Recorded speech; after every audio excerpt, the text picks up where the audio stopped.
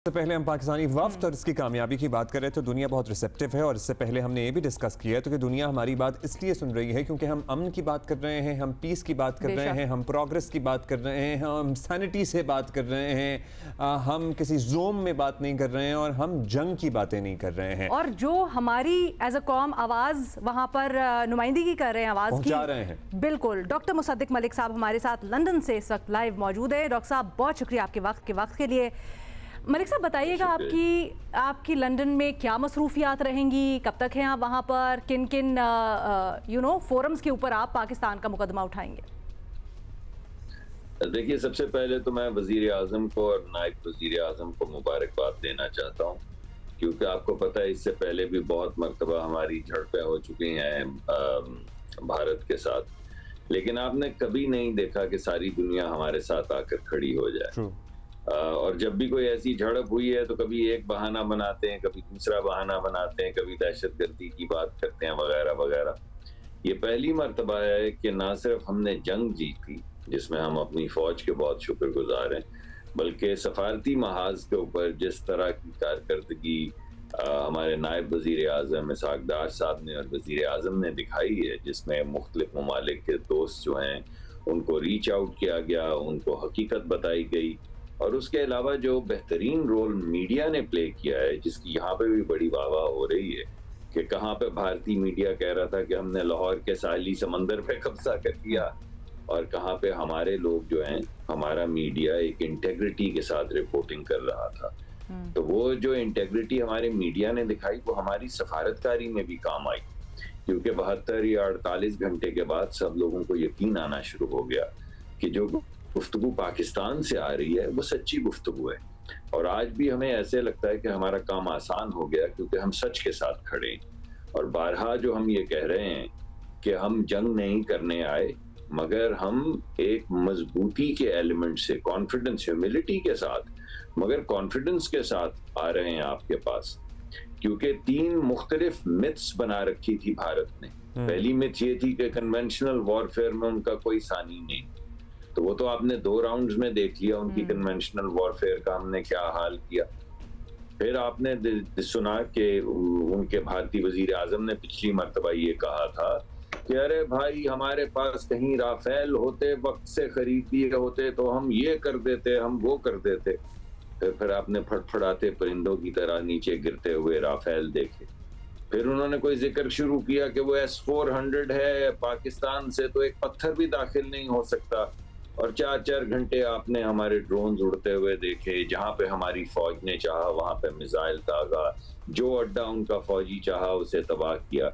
तो हम मजबूती और कॉन्फिडेंस से आ रहे हैं, ह्यूमिलिटी के साथ आ रहे हैं, कोई जंगी ऐलान तबल नहीं बजा रहे, ये नहीं कह रहे कि हम ये कर देंगे वो कर देंगे। अच्छा सर, लेकिन हम इसको, आप जिन लोगों से मिलते हैं, जिन वफूद से आपकी मुलाकात होती है, जाहिर है उनके पास पहले से ब्रीफिंग्स भी मौजूद होती हैं, लेकिन एक सेंस भी होती है ना, ये जो वाक़यात हुए 3-4 हफ्ते पहले, उसकी क्या दुनिया भी इस बात को मानती है कि पाकिस्तान का पलड़ा इस तनाज़े में भारी रहा कन्वेंशनल वॉरफेयर में? एंड उससे भी ज़्यादा इंपॉर्टेंट बात यह है कि हम यहाँ से निकलने के लिए या आगे बढ़ने के लिए जो तजावीज़ दे रहे हैं, या हम दुनिया को जो कह रहे हैं कि देख लीजिए हमारा संतास मुआहदा ये मुअत्तल करके बैठे हैं, ये मसला बढ़ जाएगा, इस पे दुनिया क्या रिस्पॉन्स देती है हमें? देखिए, 2 बातें हैं। एक तो जंगी हवाले से मैंने आपके सामने मुकदमा पेश किया, जो सिर्फ हम नहीं कह रहे बल्कि पूरी दुनिया कह रही है, पूरी दुनिया का मीडिया भी रिपोर्ट करता रहा है। बिल्कुल, तो हमारा मुकदमा बड़ा आसान हो गया। सही। दूसरी जो अहम बात है वो ये है कि देखिए हमारा पैगाम क्या है, कि हम ये कह रहे हैं कि we coming from a position of strength, लेकिन फिर भी हम खित्ते में अमन चाहते हैं। तो हम हर एक से सवाल ये पूछ रहे हैं, भाई हम तो अमन चाहते हैं, हम तो डायलॉग चाहते हैं, जरा हमारे काउंटर पार्ट जो भारतीय हैं उनसे पूछिए वो क्या चाहते हैं। वो तो आज भी जंग की बात करते हैं, दुनिया सीज फायर की बात करती है, वो पॉज की बात करते हैं। तो क्या वो जंग करना चाहते हैं? और फिर हम उन्हें ये बावर करवाते हैं कि अगर आप जंग करेंगे तो पहली मर्तबा 2 गिरे थे जहाज, इस मर्तबा 6 गिरे हैं जहाज, अगली मर्तबा 60 गिरेंगे जहाज, उससे अगली मर्तबा 600 गिरेंगे जहाज। इस वजह से जंग की बात चीज का फिर तो अच्छा डॉक्टर साहब ये बताइएगा, न्यूयॉर्क में तो बिलावल ने बड़ा खुल के इंटरनेशनल मीडिएशन की बात की, बल्कि कहा कि आए इंटरनेशनल ममालिक और पाकिस्तान भारत के दरमियान अगर सालिसी कर सकते हैं तो करवा दें। क्या बरतानिया में भी आप लोगों का यही एजेंडा और यही पैगाम है, और बरतानिया की तरफ से क्या रिस्पांस मिल रहा है? क्योंकि कुछ इत्तलात हैं हमारे पास कि बरतानिया बड़ा इंटरेस्ट ले रहा है और हो सकता है कि वो इसमें कुछ सॉलिड पेशरफ्त भी करवाए, उससे मुतालिक बताएं। देखिए, एक तो यूनाइटेड नेशंस में भी जब हम गए और हमने वहाँ के सेक्रेटरी जनरल से बात की, वहाँ पे जो सिक्योरिटी काउंसिल है उनके प्रेसिडेंट से बात की, और मुख्तलिफ मंदूबीन जो हैं मुख्तलिफ ममालिक के, उन सब से बात की, तो सबने यही कहा कि भाई आप तो बहुत अच्छी बात कर रहे हैं, हम उनकी बात कर रहे हैं, मगर भारत से तो ये आवाज़ आ नहीं रही। जब हम वाशिंगटन डीसी भी गए तो वहाँ पे भी यही बात हुई। मेरा ख्याल है 11 मरतबा तो सदर ट्रंप जो हैं वो खुद कह चुके हैं, कश्मीर को भी इंटरनेशनलाइज कर चुके हैं, कश्मीर का भी जिक्र कर चुके हैं, अमन का भी जिक्र कर चुके हैं, सिंध तास मुआहदे का भी जिक्र कर चुके हैं।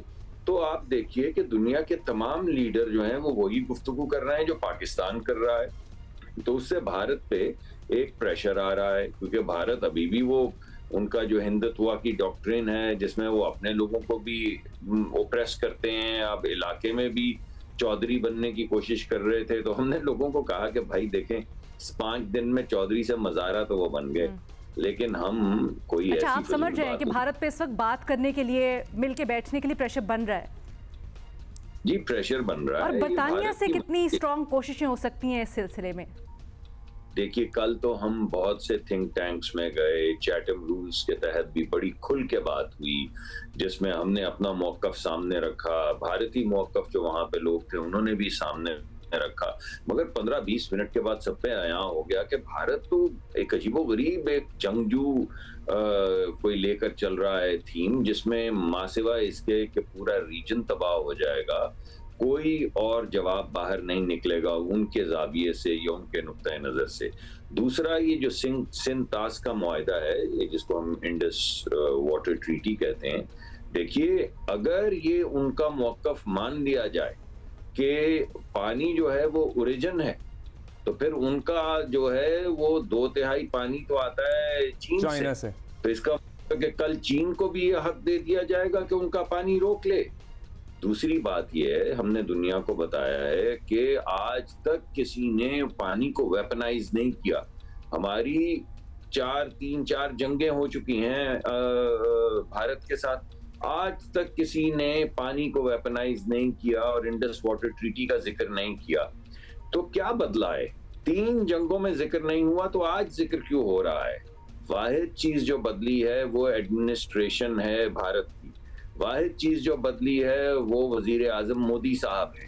डॉक्टर साहब, जब आप ये बात करते हैं तो दुनिया एक्चुअली इसके जवाब में क्या कहती है? क्या ये हमें एश्योरेंस मिलती है कि हाँ जी आप लोग ठीक बात कर रहे हैं या आप सेंसिबल बात कर रहे हैं? और ऑन द कॉन्ट्ररी, आपने अभी भारतीय नुमाइंदों की भी बात की जो कल बात करते रहे, पाकिस्तान ने अपना मुकदमा पेश किया। एक इनको नेशनल पॉलिटिक्स के डायनामिक्स हैं, वो अपने मुल्क में जिस बात पे वोट लेते रहें, कहते रहें, धमकाते रहें।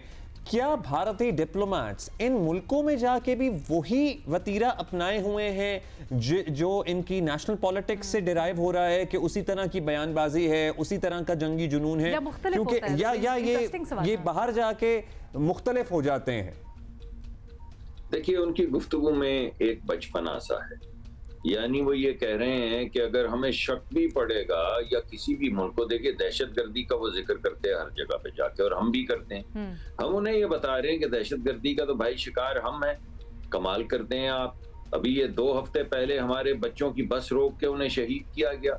अभी कुछ महीने पहले ट्रेन रोक के लोगों के ID कार्ड चेक करके उन्हें शहीद किया गया, और हमारे पास सबूत और शवाहिद हैं कि उसके पीछे भारत मुलव्वस है। अभी कुछ साल पहले आपको याद होगा APS के वाक़े में कई 100 बच्चे हैं जो हैं उनको शहीद कर दिया गया। उनकी उस्तानी को बच्चों के सामने जिंदा जला दिया गया फास्फोरस डाल के। तो हम लोगों को कह रहे हैं कि देखिए, हमारे साथ बिलावल साहब हैं, इनकी वालदा को दहशतगर्दों ने शहीद किया। वो हमारे दोस्त थे जो होम मिनिस्टर पंजाब के थे, उनको दहशतगर्दी ने शहीद किया। मौलाना फजलुर रहमान की जमात के ऊपर कई दहशतगर्दों के हमले हुए और लोग शहीद हुए। MQM पे हमले हुए, हमारी जमातों को कैंपेन नहीं करने देते। तो हमने कहा देखिए दहशतगर्दी का शिकार तो हम हैं, हम चाहते हैं इलाके में दहशतगर्दी रुके, हम चाहते हैं कि दहशतगर्दी के ऊपर खुल के बात, हम चाहते हैं कि दहशतगर्दी के सबूत और शवाहिद जो हैं पेश किए जाएं। लेकिन जो भारतीय मुकदमा है कि अगर आपको शक पड़ जाए और शक की बुनियाद के ऊपर आप ये समझें कि आपके पास हक है जंग करने का, तो अरे भाई अगर हमें शक पड़ गया, जो पड़ रहा है, तो फिर इसका क्या मतलब है कि हम भी जंग करें, हम पे भी मुकर्रर है कि आप पे हमला कर दें। तो इस खित्ते में क्या होगा, दो एटमी ताकतें जब शक की बुनियाद पे बगैर किसी सबूत के एक दूसरे पे जरा जरा सी बात पे हमला आवर शुरू हो जाएंगे होना।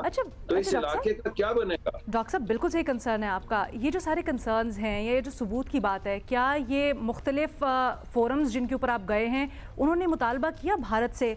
दूसरी बात ये भी बताइएगा, क्योंकि आप इतने बड़े बड़े थिंक टैंक्स के अंदर जा रहे हैं, दुनिया की कलेक्टिव विजडम वहाँ पर मौजूद होती है, कोई ऐसी चीज़ शेयर करना चाहेंगे हमसे जो कोई तजवीज़ दी गई हो कि पाकिस्तान अपना मुकदमा किस तरह से मज़ीद बेहतर बना सकता है, या अब इसको आगे किस तरह से लेकर चलना चाहिए?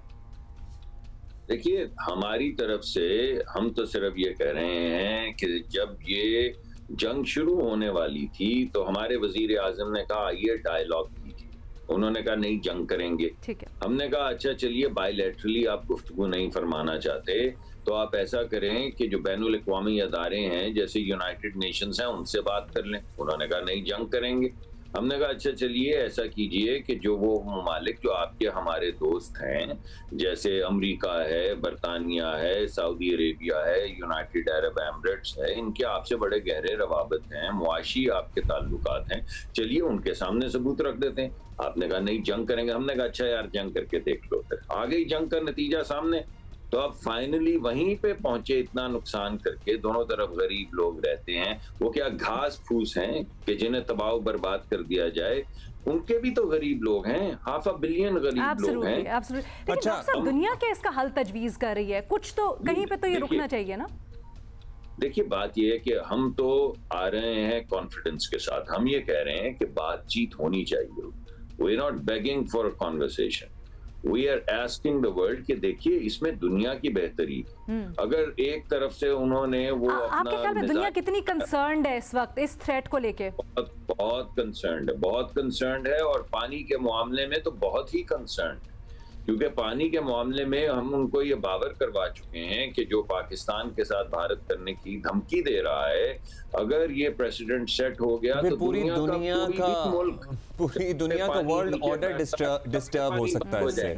अच्छा सर, पाकिस्तान का ये भी मौक़िफ़ है और जाहिर है ऑन रिकॉर्ड है, कनाडा में भारत जो करता रहा है वो सबके सामने है, टारगेट किलिंग करता रहा है कैनेडियन शहरियों की, अमेरिका में करता रहा है, सो हम जब ये दुनिया को कहते हैं कि ये देखिए असल एक्सपोर्टर ऑफ टेरर तो ये हैं। देखिए भाई अब्दुल्ला साहब, हमारा मुकदमा आसानी भारत की गुंडागर्दी की वजह से हुआ है। अगर ये तमाम बातें जो आप कर रहे हैं जब हम किसी के सामने रखते हैं तो उसको कोई जवाब नहीं बन पाता। हम कहते चले हमें छोड़ें, आप कनाडा की बात करें, आप अमेरिका की बात करें, आप पाकिस्तान में जो कत्ल गारत टारगेट किलिंग वो करने की कोशिश करते हैं या करते हैं उसकी बात करें। तो जब हम ये तमाम चीजें सामने रखते हैं और जंग जीतने के बाद सामने रखते हैं और हम उनको कहते हैं कि हम कॉन्फिडेंस के साथ ये बात कर रहे हैं, क्योंकि ये जो आप वाइल्ड वेस्ट बनाने की कोशिश कर रहे हैं जिसमें फास्टेस्ट गन विंस, तो आपको ये याद रहना चाहिए कि we are the faster gun, लेकिन इसके बावजूद हम अमन की बात करते हैं। चलिए डॉक्टर साहब, आप और आपके कॉलीग्स बड़ा ज़बरदस्त तरीके से पाकिस्तान का मुकदमा दुनिया के सामने रख रहे हैं।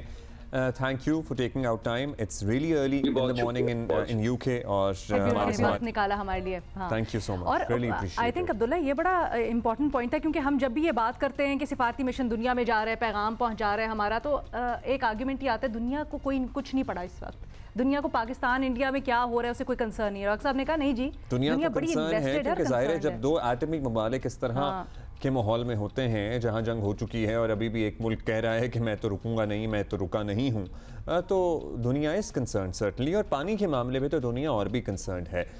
सो that was the latest from our delegation.